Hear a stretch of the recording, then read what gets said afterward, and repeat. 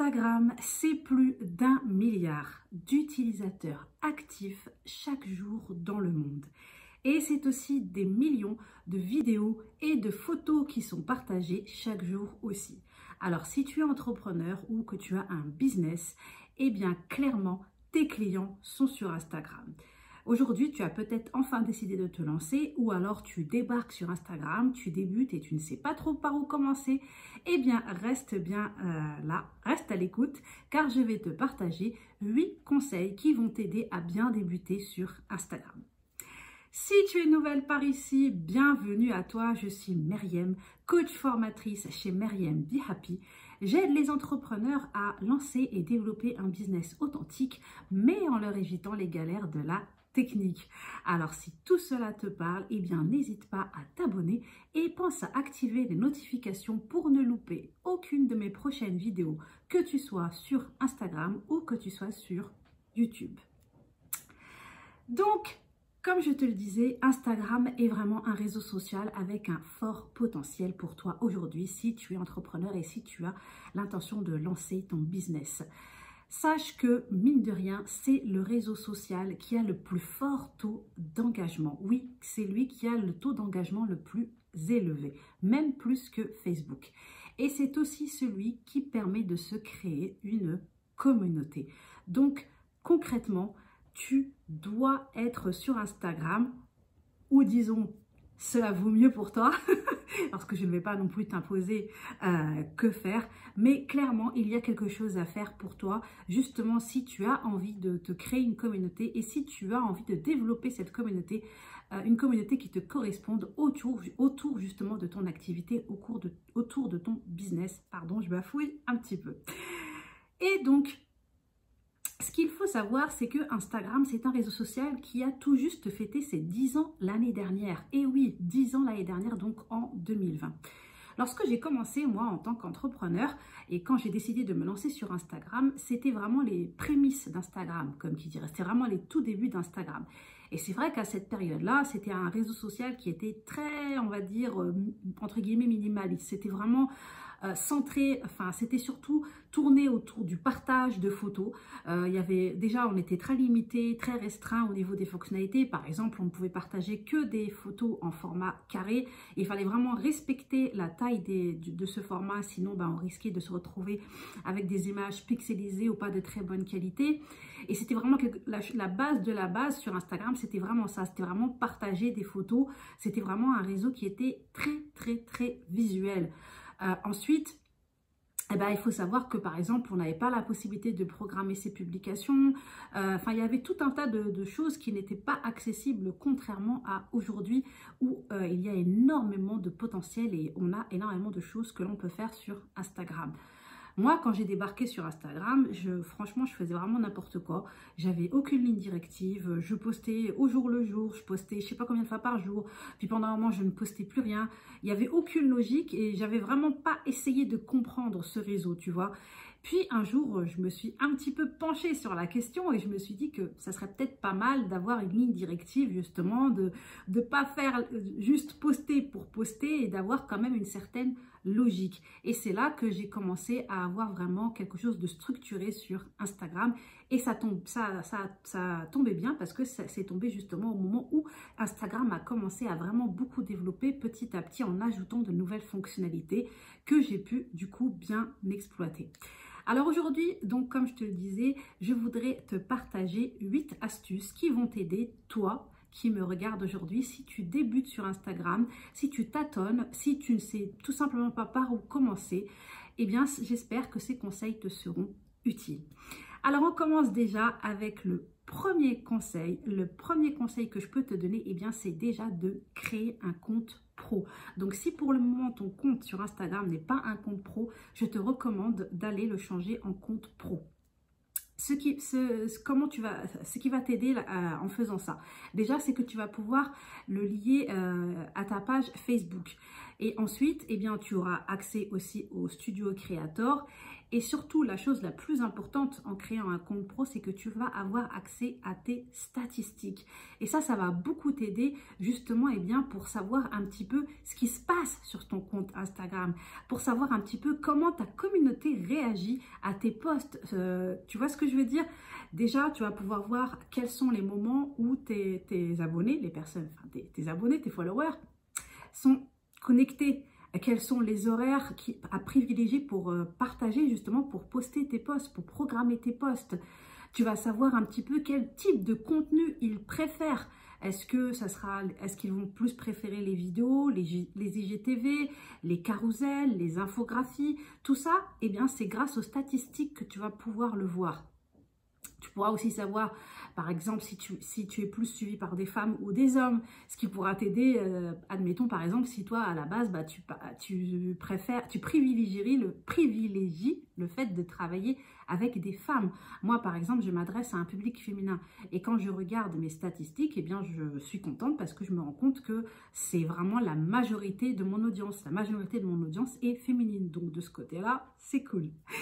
Donc voilà, donc les statistiques vont vraiment beaucoup t'aider et d'ailleurs je t'invite après quand tu auras fait ça, quand tu seras passé en compte pro, à vraiment regarder régulièrement tes statistiques, à les consulter régulièrement parce que ça va t'aider à fournir, à délivrer le contenu que ton audience attend, à délivrer du contenu que veut ton audience. Donc voilà. Le deuxième conseil que je peux te donner aussi, c'est de bien travailler ta biographie. Il faut savoir que la biographie, c'est ta carte d'identité sur Instagram. Mais ce qu'il y a, c'est que quand on tombe sur ton nom quelque part, quelqu'un qui ne te connaît pas, admettons quelqu'un qui va te trouver sur l'Explorer, la page de recherche d'Instagram, ou alors quelqu'un qui va tomber sur ton nom suite à un commentaire que tu auras fait sur un post. Eh bien, automatiquement, le réflexe, et d'ailleurs, je pense que toi aussi tu dois le faire, puisque moi je le fais, je pense que la majorité des personnes en a ce réflexe. Quand on voit un nom qui nous interpelle, soit parce que justement, ton commentaire sur un post aura été pertinent, ou parce que le post qui aura été partagé sur l'Explorer d'Instagram, donc sur la page de recherche, aura été intéressant, la personne va avoir le réflexe de cliquer donc sur ton nom et d'aller voir sur ta biographie un petit peu qui tu es. Et si elle arrive sur ta biographie et que ta biographie n'est pas du tout claire, elle va juste faire demi-tour. Alors que si elle arrive sur ta biographie et que en la lisant, elle se dise « Ah, mais super, c'est justement la personne que je recherchais », elle va avoir le réflexe soit de s'abonner directement, soit peut-être de regarder un petit peu ton feed, donc ton contenu, voir un petit peu ce que tu partages. Et là, si ça match, comme on dit, elle va pouvoir s'abonner. Donc clairement, tu as vraiment tout intérêt à bien travailler ta biographie. Donc, 3 choses très importantes à bien mettre en valeur dans ta biographie. Donc, bien expliquer qui tu es, ce que tu fais et le contenu que tu partages. Donc, ça, c'est vraiment super important. Et ensuite, n'oublie pas au niveau de ton nom, pas le nom avec ton nom avec le arrobase, mais là je parle bien de ton nom qui va apparaître donc en dessous de ta photo de profil, et bien de penser à utiliser des mots-clés parce que c'est comme ça aussi qu'on pourra te rechercher. Par exemple, si tu es business coach, si tu es naturopathe, si tu es diététicienne, si tu es coach Instagram, etc., etc. Donc là, c'est l'endroit où il faudra le mettre parce que c'est comme ça qu'on pourra aussi te retrouver si on fait une recherche sur Instagram. Donc, pense-y. Ensuite, pense aussi à mettre une belle photo de profil. Ça, c'est super important. Ne mets pas, je sais pas moi, si tu ne veux pas mettre ta photo à toi, si tu ne veux pas te montrer, tu peux très bien opter pour un avatar. Beaucoup de personnes ont des petits avatars très sympas, très originaux. Un avatar qui te représenterait vraiment en toute simplicité. Ou alors, sinon, une photo de toi, mais une photo qui soit claire et pas une photo qui soit sombre. Enfin, tu vois, quelque chose vraiment qui donne envie, en fait, qui donne envie de cliquer. D'ailleurs, j'en profite pour te dire que si tu es intéressé justement par tout ce qui concerne Instagram, tu peux aller écouter l'épisode 25 du podcast qui explique un petit peu comment se créer une communauté authentique sur Instagram. Donc l'épisode 25 du podcast Kiffe ton Biz, je te mets le lien dans la description de cette vidéo. Ensuite, le troisième conseil que je peux te donner, c'est de surtout penser à bien définir tes objectifs dès le début. pourquoi est-ce que tu veux venir sur Instagram et quel est ton but, qu'est-ce que tu cherches à faire. C'est uniquement après avoir défini tes objectifs le plus clairement possible que tu seras capable de communiquer le plus clairement possible.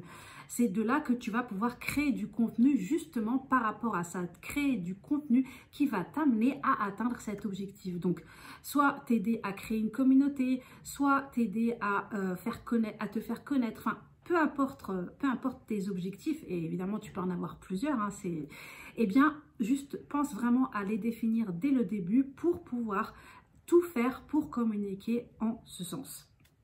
Le quatrième conseil que je peux te donner, c'est d'avoir une identité visuelle. Ta propre identité visuelle. Une identité visuelle qui fera que lorsque l'on verra une de tes publications, sans être forcément sur ton profil, par exemple en étant juste sur notre feed, eh ben on saura directement, on se dira tiens, ça peut être que du Myriam Be Happy. Donc vraiment une identité visuelle claire. Donc pour ça évidemment, eh bien l'idéal c'est que tu aies travaillé en amont un brand board, soit si tu peux le faire avec les conseils d'une graphiste, ou sinon de toi-même à l'aide de Canva. Canva est vraiment très très pratique pour faire ça. Je parle toujours de Canva, mais c'est normal parce que je le répète, c'est un outil tout en un. Donc vraiment n'hésite pas. Et d'ailleurs, je te rappelle que j'ai une formation sur Canva qui s'appelle Réveille la graphiste en toi avec Canva. Donc n'hésite pas si tu souhaites te former à Canva. Je te mets le lien aussi dans la description de cette vidéo. Donc une identité visuelle claire avec des couleurs claires et comme ça, eh bien à chaque fois, tu vas utiliser, à chaque fois dans tous tes posts, dans toute ta communication sur Instagram, que ce soit sur tes posts, sur tes stories, etc. Eh bien tu vas toujours garder cette identité visuelle, tu vas la respecter, ce qui fera que l'on te reconnaîtra très simplement. Le cinquième conseil que je peux te donner, eh bien, c'est d'utiliser les stories. Les stories sont vraiment la révolution d'Instagram. Moi, c'est vrai que quand j'ai commencé sur Instagram, ça n'existait pas encore. Et vraiment, les stories, c'est quelque chose qui t'aide en fait à, disons, plus montrer ce côté humain de ton business. Parce que c'est vrai qu'on a aussi besoin de savoir que derrière, eh bien, cette biographie, derrière cette photo de profil, derrière ce feed Instagram, eh bien, il y a une personne, il y a un être humain. Et donc, de partager ton quotidien, de partager un petit peu tes astuces, par exemple, si tu es dans le business, de partager un petit peu comment tu t'organises. Voilà, toutes ces petites choses, partager tous tes backstage, en fait, tu vois, toutes les coulisses de ton business. Tout ça, c'est vraiment super intéressant. C'est quelque chose qui intéresse énormément, qui va intéresser tes abonnés. Et donc, les stories seront le meilleur outil, le meilleur moyen de partager tout ça avec eux au quotidien. Sachant que zéro pression, puisque les stories sont éphémères. Elles ne durent que 24 heures. Donc, au bout de 24 heures, ça disparaît. On n'en parle plus. Le conseil suivant que je pourrais te donner, eh bien, c'est de varier tes formats. Justement, comme je te le disais au début, depuis donc ces 10 années d'existence, Instagram s'est énormément développé et aujourd'hui, il propose divers formats. Donc là, tu as l'embarras du choix. Donc n'hésite pas justement à en profiter. Donc, comme je le disais juste avant, utiliser des stories, mais aussi, eh bien, pour ce qui concerne tes posts, fais des vidéos. Profites-en pour faire des lives parce que les lives, ça aide vraiment beaucoup pour se créer une communauté et ça aide beaucoup au niveau de l'engagement.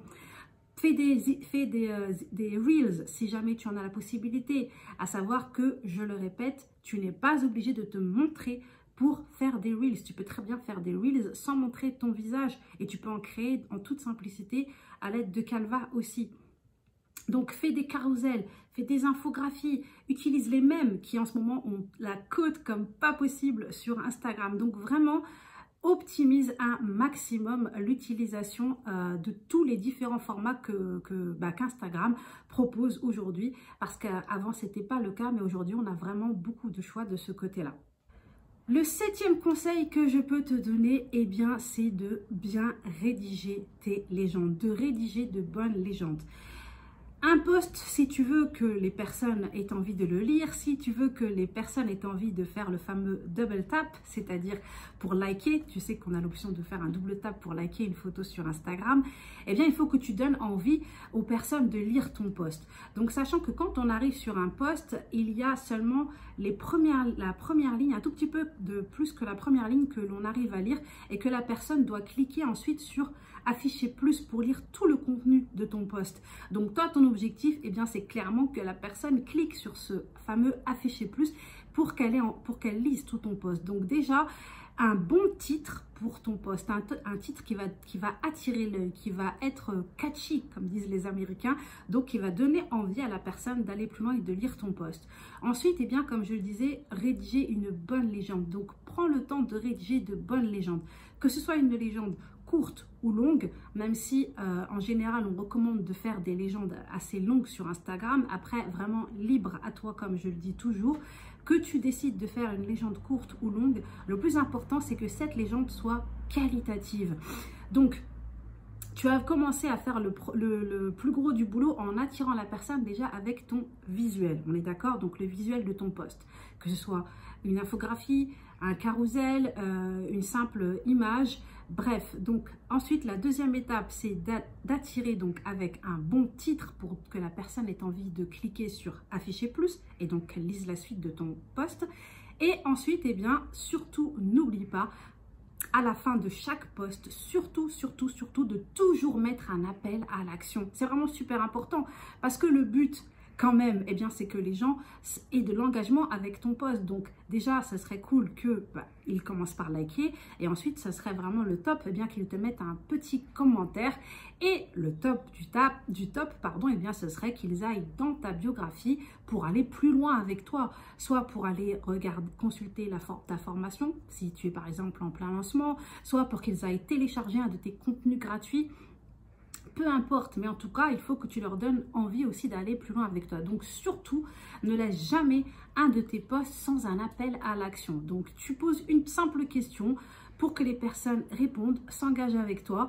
Et n'oublie pas, eh bien, aussi dans ta légende, eh bien, de peut-être rapidement de dire qui tu es ou de mettre aussi juste en dessous, n'oublie pas de télécharger ton cadeau, lien dans ma biographie, etc., etc. Mais pense aussi à vraiment diriger les gens. Parce que crois-moi, parfois on a tendance à se dire c'est bon, les gens sont sur Instagram, ils ont l'habitude, ils s'y connaissent. Mais jusqu'à aujourd'hui, je reçois très souvent des messages en privé où les personnes me disent au fait, où est-ce que je vais pour trouver ton tel ou tel contenu, comment ça se passe pour ta formation, tu peux me redonner le lien justement de ta formation, parce que des fois les gens n'ont juste pas envie de chercher. Donc ça, ne t'arrête pas aussi là-dessus. Donc ça, super important. Prends le temps de bien rédiger tes légendes. Et enfin, eh bien, le dernier conseil que je pourrais te donner, eh bien, c'est de préparer ton contenu à l'avance et de le programmer. Pourquoi? Eh bien, parce que Instagram, mine de rien, eh bien, comme je le disais, vu la variété de contenu qu'il propose, eh bien, c'est un réseau qui prend énormément de temps. Donc, si jamais tu te mets à fond sur Instagram, eh bien, ça va vite te prendre du temps. Si tu commences à te mettre sur les IGTV, sur les Reels, si tu veux préparer de bons carousels, les carousels, c'est super, mais ça prend aussi du temps à faire. Tout ça, petit à petit, ça va te prendre du temps. Et surtout, eh bien, si tu n'as pas encore les moyens de déléguer, donc, mon conseil, eh bien, c'est de préparer ton contenu à l'avance et de programmer ça. Je le dis très souvent, programmer ces posts, c'est vraiment un gain de temps énorme, que ce soit pour une semaine de contenu ou 2 semaines. Franchement, ça va vraiment t'aider parce qu'après, eh bien, ça va te libérer du temps pour faire toutes tes autres petites choses de ton quotidien d'entrepreneur. Donc là, pareil, je t'invite à aller sur le blog où tu as de nombreux articles où je partage des conseils justement par rapport à ça. Et justement, il y en a un qui s'appelle « Comment créer et planifier un mois de contenu sur Instagram ». Donc n'hésite pas à aller le consulter. Je te mets le lien pareil dans le descriptif de cette vidéo. Donc voilà, on récapitule les 8 conseils que je viens de te partager aujourd'hui. Donc le premier, te créer un compte pro. Le deuxième, bien rédiger ta biographie. Le troisième, définir tes objectifs. Le quatrième, utiliser les stories. Le cinquième, varier tes posts, donc varier tes contenus, les contenus que tu partages. Ensuite, rédiger de bonnes légendes. Et enfin, préparer ton contenu à l'avance et le programmer. Voilà, c'est tout pour cette vidéo. J'espère vraiment que ces conseils te seront utiles, surtout si tu débutes sur Instagram ou si tu es un petit peu paumé et que tu ne sais pas par où commencer.